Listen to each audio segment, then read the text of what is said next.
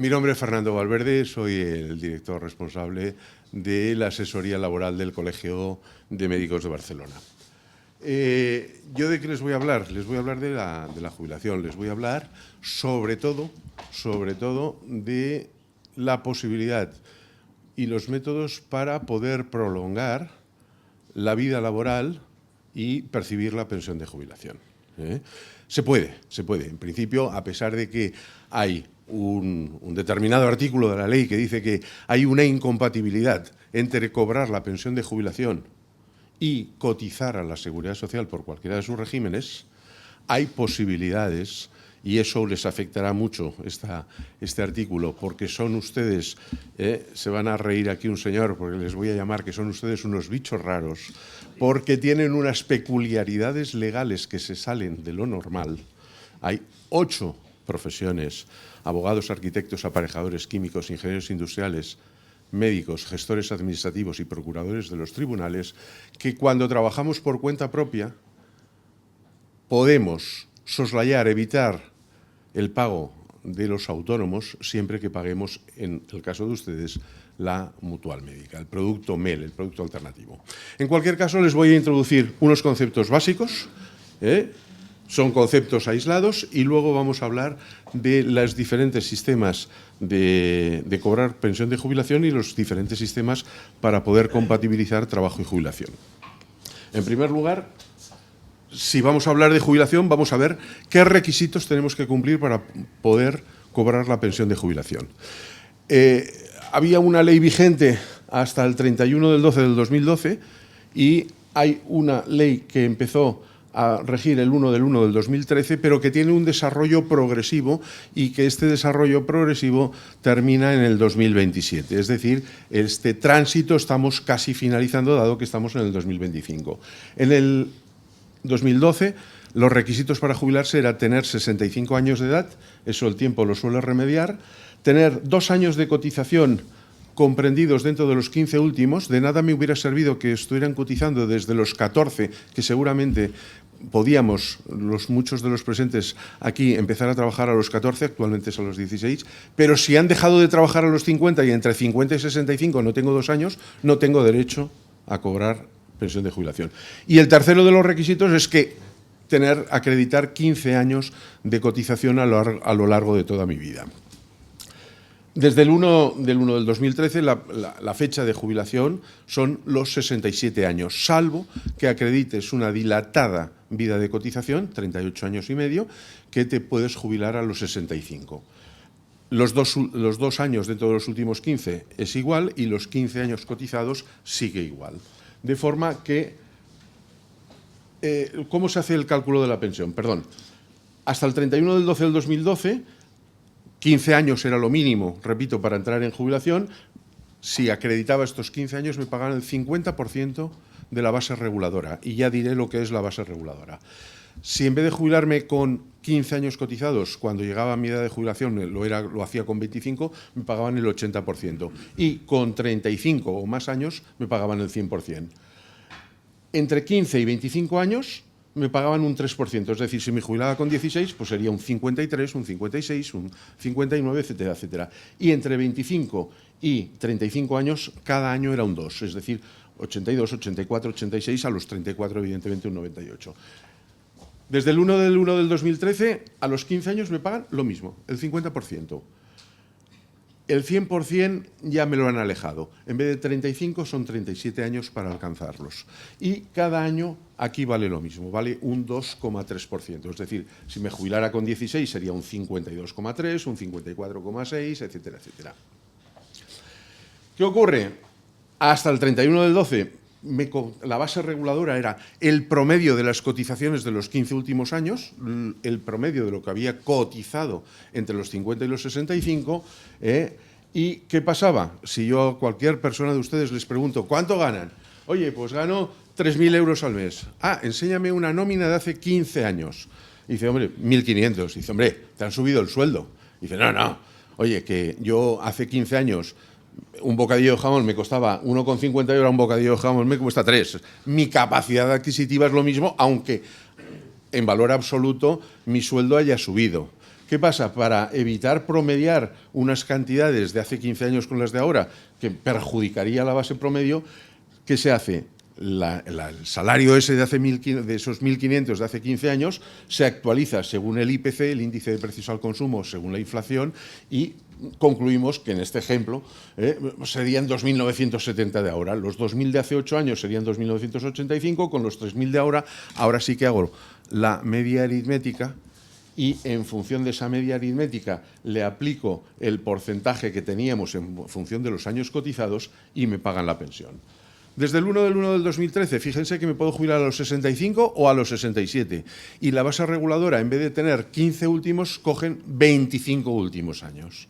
Por lo tanto, me cogerán las bases de cotización entre los 40 y los 65 o entre los 42 y los 67 años, aplicando el mismo método de cálculo. ¿Correcto? ¿Qué ocurre? Hemos dicho que en el 2013 la pensión de jubilación pasa a los 67, la edad pasa a los 67 años. No, pedían, si se fijan arriba de todo, 65 años y un mes. Pero si tenían 35 y 3 meses, se podían jubilar a los 65. Hay una tabla periódica que en estos momentos, en el año 2025, me piden, para jubilarme a los 65 años, me piden 38 años y 3 meses cotizados. Y si no, tengo que esperar a los 66 y 8 meses. El año que viene será 66 y 10 meses y a partir del 2027 los 67 años. ¿Correcto?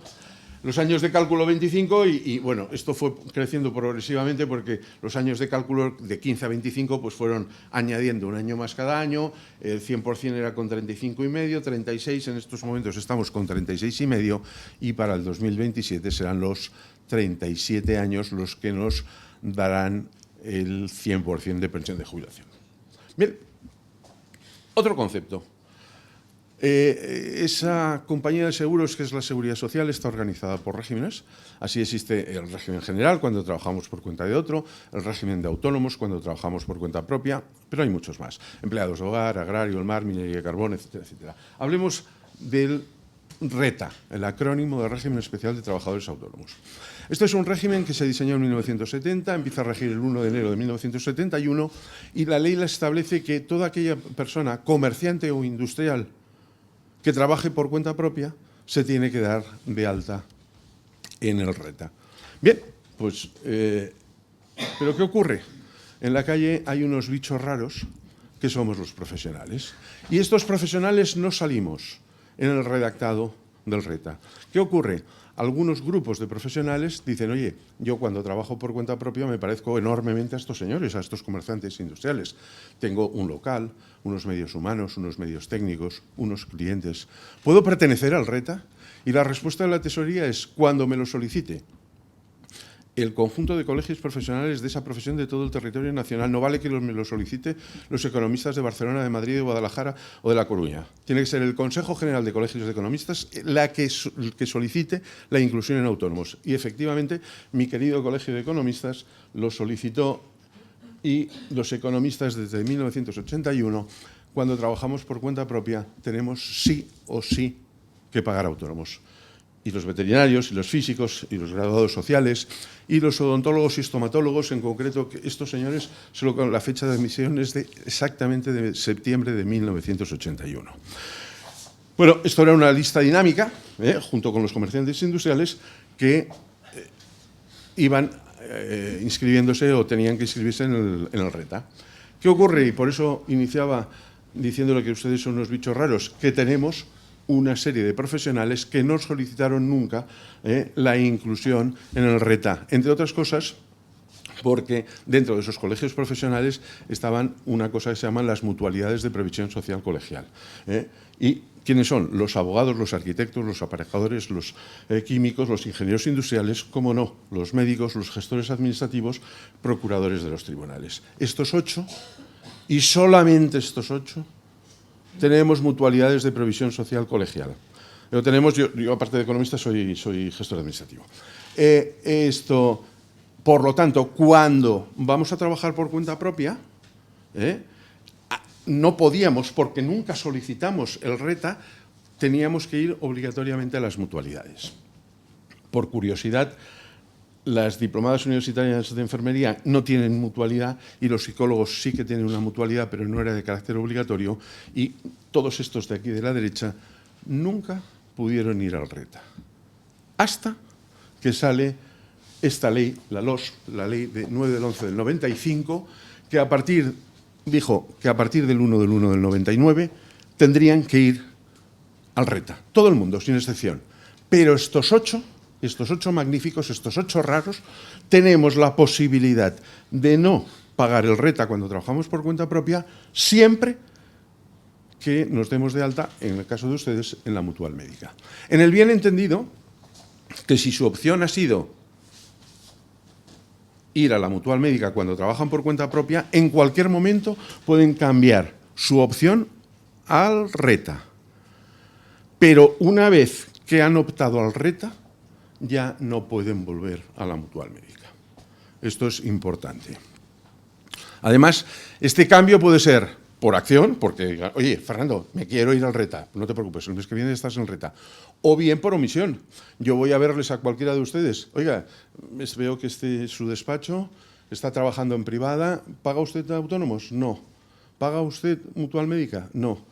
Mala suerte, soy inspector de trabajo, tiene que pagar 4 años de autónomos. Oiga, es que los médicos tenemos lo de la mutual médica. Sí, en el momento del alta.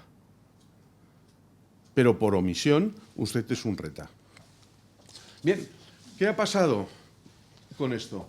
Hasta 1995 había 3 mutualidades en el conjunto nacional. Teníamos la Caja de Cantabria, en Cantabria, la mutual médica, que se llama Mutual Médica de Cataluña y Baleares, que afectaba a Cataluña y Baleares, y en el resto, recordarán ustedes, una mutualidad que se llamaba la Previsión Sanitaria Nacional, que cubría todo el ámbito, ¿eh? Está ahí puesta en medio, pero cubría todos.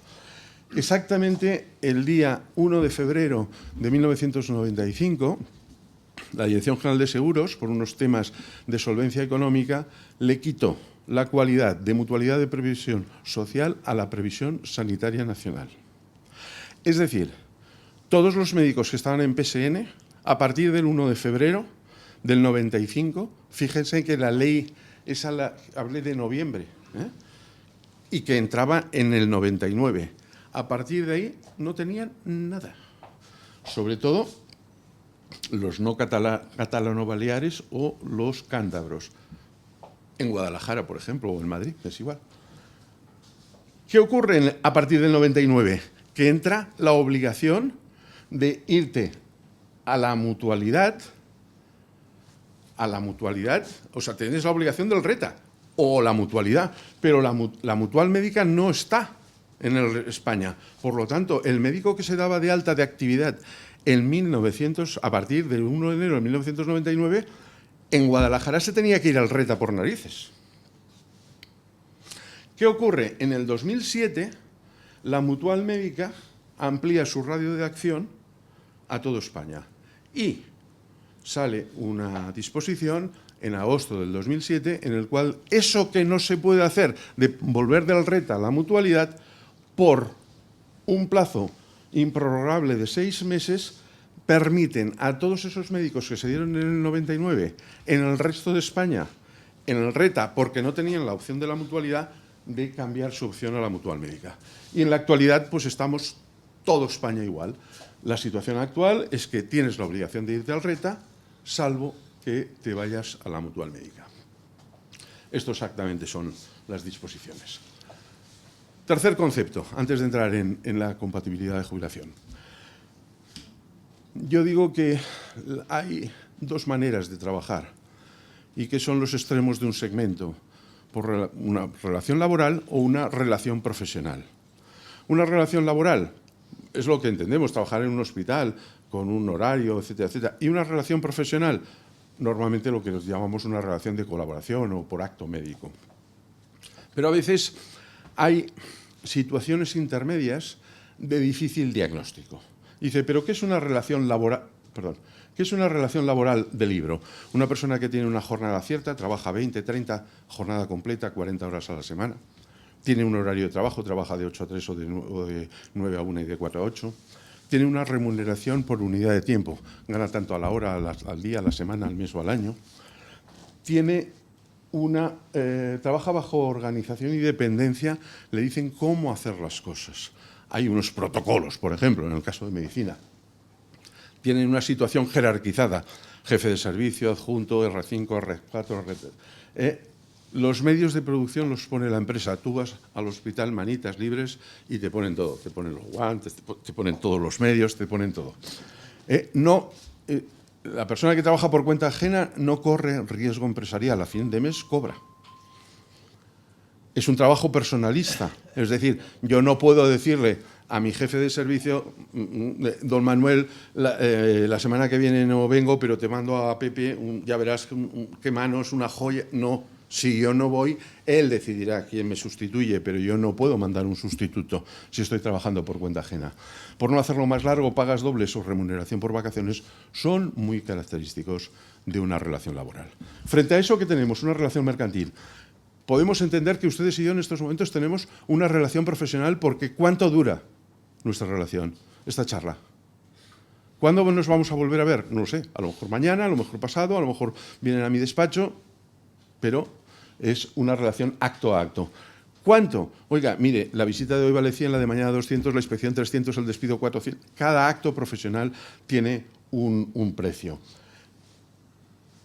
¿Cómo hago las cosas? ¿Como ustedes me dicen? No, yo soy el profesional y tengo que actuar con mi real y saber entender, y bajo mi responsabilidad final es el resultado. ¿Yo qué soy? Soy el jefe de recursos humanos de los 400 o 500 consultorios de Barcelona que asesoro. No, soy un externo, soy un asesor. De la misma manera que el señor Ebrat es un asesor de esos clientes que le requieren sus servicios. Un profesional aporta los medios. Yo cuando voy a llamar al fontanero de la esquina, normalmente él vendrá con las herramientas. ¿Verdad que ustedes no ven claro que venga a decir, oiga, me pasa los alicates, me pasa la... No, oiga, tienes que tener tus medios propios. Evidentemente, si soy un profesional, corro riesgo empresarial. Tengo que aguantar una estructura y si nadie me contrata, pierdo dinero. Evidentemente, cuando, no sé, yo voy a un hospital con una patología, yo pido un médico. No pido que me atienda el doctor don Carlos o el doctor don Manuel. Que me atienda un médico. No es personalista la relación. Evidentemente, porque sea junio no le pasas 2 minutos y si en agosto no te he hecho nada, no tengo una remuneración por vacaciones. Bien, dicho esto, vamos a entrar ya en el final del tema, que vamos a hablar ya de las pensiones. Como decía, la norma general es que hay una incompatibilidad de cobrar la pensión de jubilación y la palabra exacta es cotizar a la seguridad social, no trabajar. Por lo tanto, piensen que un estereotipo del médico es que por la mañana está en régimen general en un hospital y por la tarde puede tener una actividad privada que si la tiene en mutual médica, en esa actividad privada está legal, pero no está cotizando. Por lo tanto, si por la mañana llega su fecha de jubilación, puede compatibilizar el cobro de la pensión de jubilación con el ejercicio privado de su profesión, siempre que lo sea a través de su adscripción a la mutual médica. Hay un tema que voy a entrar muy rápido sobre él para aquellas personas que están trabajando en un hospital, que me pasa en algunas ocasiones, y a una determinada edad, a los 40 y tantos, 50 y tantos, resulta que la privada les empieza a ir muy bien y dice, oye, dejo el ambulatorio, que total me están pagando 2.000 y pico euros, y joder, yo por la mañana cojo el cuchillo y en 2 operaciones ya me las he hecho. No me sale rentable trabajar. Voy a dejar de trabajar en el hospital. ¿Qué pasa con sus cotizaciones? Claro, hemos dicho 50 años. Si no cotiza 2 más, y si no cotiza más, sus promedios bajan. Que sepan que existe un régimen de la Seguridad Social que se llama convenio especial, que es voluntario y sirve y está diseñado para dar continuidad a esas cotizaciones que han tenido en cualquiera de esos regímenes, en el régimen general, en cualquier régimen, para dar continuidad, para conservar y acrecentar, si cabe, los derechos de jubilación, o de invalidez, o de viudedad, o de orfandad, ¿vale? Se lo tienen que pagar de de su peculio personal y, curiosamente, es deducible de impuestos, ¿eh? Es deducible de la renta. Bien, primer tema de jubilación, jubilación activa. Y lo que les digo ahora tiene como 3 diapos porque la tercera es la que va a estar vigente a partir del 1 de abril. ¿Qué empieza la jubilación activa? La jubilación activa, dicen, ¿qué trata la Seguridad Social? De mejorar o que las personas continúen trabajando. Por lo tanto, se incentivan a través de esto, jubilación activa. Oye, si llega la edad de jubilación y tú ya has cotizado todos los años, que tienes derecho al 100%, digo, te dejo cobrar el 50% de la pensión de jubilación y seguir trabajando. Posteriormente dijeron, oye, si además contratas a alguien, no solo cobrarás el 50%, sino el 100%. ¿Qué pasa? Luego lo empeoraron un poco porque dijeron, oye, a partir del 1 del 22, no solamente podrás ir a la jubilación activa, no en la fecha de jubilación ordinaria, sino fecha de jubilación ordinaria más 1 año. ¿Vale? ¿Qué pasa? Hombre, y tú puedes seguir, sí señor, puedo seguir y tal. ¿Y qué me vas a pagar? Me vas a pagar un 3,3 de IT, de cobertura, si estás cotizando a la Seguridad Social, y en su día fue un 8, actualmente es un 9% de cuota solidaria. ¿Qué es una cuota solidaria? Si cualquiera de ustedes me paga 100 euros a cambio de nada, son ustedes 100 euros solidarios conmigo. Es decir, esta cuota solidaria no genera ningún tipo de derecho. Esta cuota solidaria es del 9%. Y desde el 1 del 21, a esos médicos que compatibilizan el cobro de la pensión de jubilación con el ejercicio de su profesión a través de la mutual médica, también nos los cobran. Nos cobran la cuota solidaria del 9% sobre la cuota mínima de autónomos, que este año pasado eran 85 euros. Bien, a partir del 1 del 2018 dijeron, si contratas a alguien, en vez del 50 te pago el 100.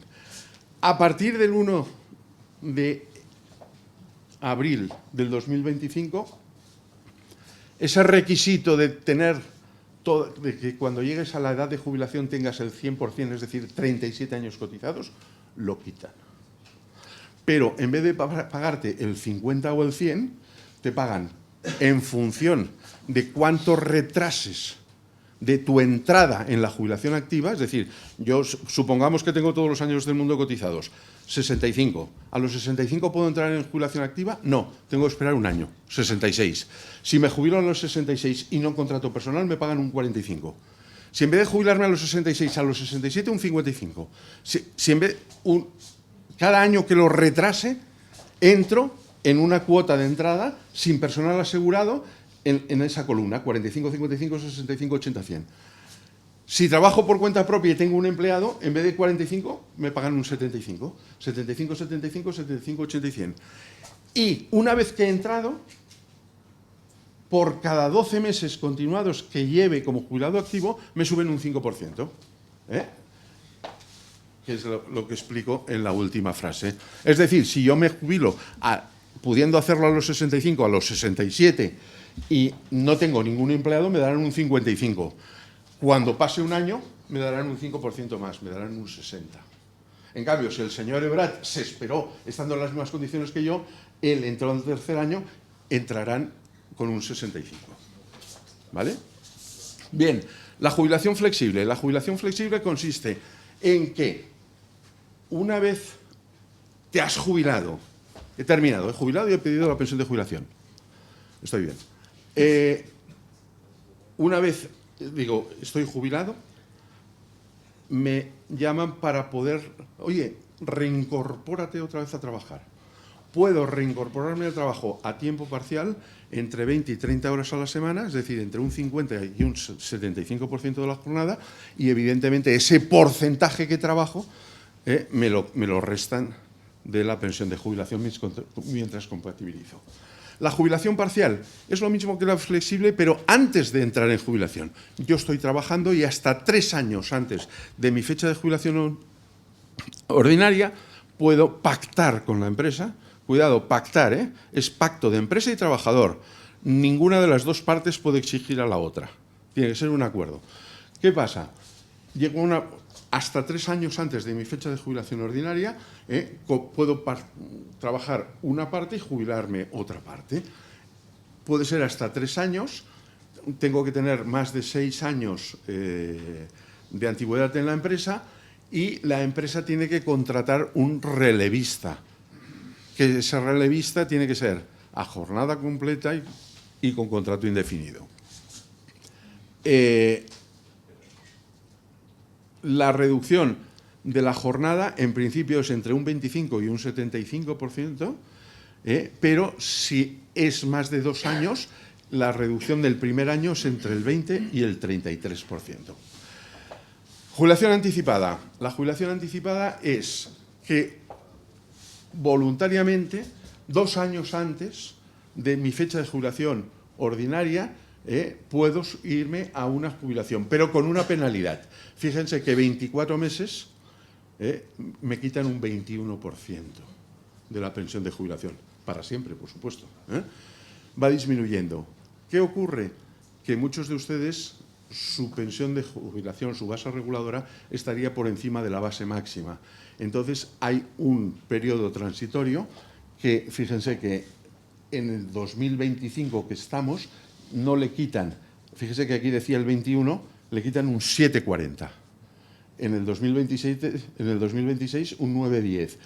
Progresivamente van a ir adaptando de la versión antigua de la jubilación anticipada a la versión nueva. Hay un periodo transitorio, repito, para bases reguladoras mayores que la pensión máxima.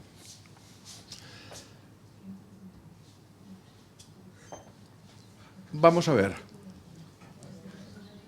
Hay una frase que me repiten constantemente. Oiga, si yo estoy jubilado y trabajo por menos de 15.000 euros, no tengo que darme de alta en ningún sitio.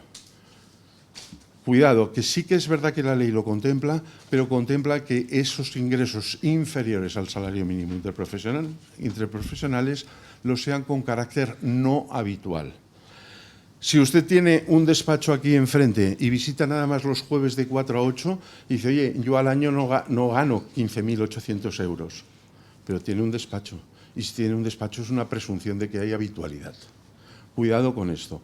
Es verdad que hay la compatibilidad del cobro de la pensión de jubilación con los trabajos por cuenta propia cuyo importe sea inferior al salario mínimo interprofesional, 15.800 euros actuales, pero que no sean habituales. Cuidado con esto que les he hablado. Si una vez jubilados se van a colaborar al despacho de un amigo, pero resulta que, ¿qué pasa? Van los martes y jueves de 4 a 8. Es verdad que le paga no por unidad de tiempo, sino por acto médico, pero utiliza los medios de la empresa, no utiliza medios propios, no corre riesgo empresarial. Si usted no va, cuidado que un inspector de trabajo podría entender que la relación que existe entre usted y ese despacho en el que va es una relación laboral. Al titular del despacho le harían pagar las cotizaciones de los últimos 4 años, pero a ustedes les obligarían a devolver la pensión por la incompatibilidad que hay entre cobrar la pensión de jubilación y cotizar a la Seguridad Social. Por último, hay la prolongación de la vida laboral. Si llegada la fecha de su jubilación ordinaria deciden seguir trabajando, tienen un premio que es de un 4% por cada año completo. A partir del segundo año, en vez de ser 4 cada año, es un 2 cada semestre. Hay un límite, que es el límite de la cotización máxima. Si ustedes están en pensión máxima, el límite de la cotización máxima lo alcanzan en 7 años. La pensión máxima está en 45, la cotización máxima está en 58. Es decir, que prolongado su vida laboral, yendo al 100%, podrían llegar a cobrar una pensión de 58.911 euros. Por último, hay un complemento de reducción de brecha de género que, en principio, las beneficiarias son las mujeres, También los hombres, como verán en la siguiente y última diapositiva, por cada hijo le pagan 34,13 euros mensuales, por 14 son 477,82, por cada hijo hasta un máximo de 4. El hombre también tiene derecho siempre que haya perjuicio. Si es en viudad, solamente si hay algún hijo que cobra orfandad, y si es en jubilación e invalidez, si existe perjuicio, y los perjuicios es que los hijos nacidos antes del 31 de 12 del 94, usted tenga 120 días sin cotización entre los 9 meses anteriores al nacimiento y en los 3 años posteriores, y si el hijo es ha nacido después del 31 del 12 del 94, que el sumatorio de los 24 meses siguientes al nacimiento del hijo sean las bases de cotización de los 24 meses siguientes sean un 15% inferiores a los 24 meses anteriores, es decir, que sus ingresos después del hijo hayan disminuido. Eso es todo. Muchas gracias.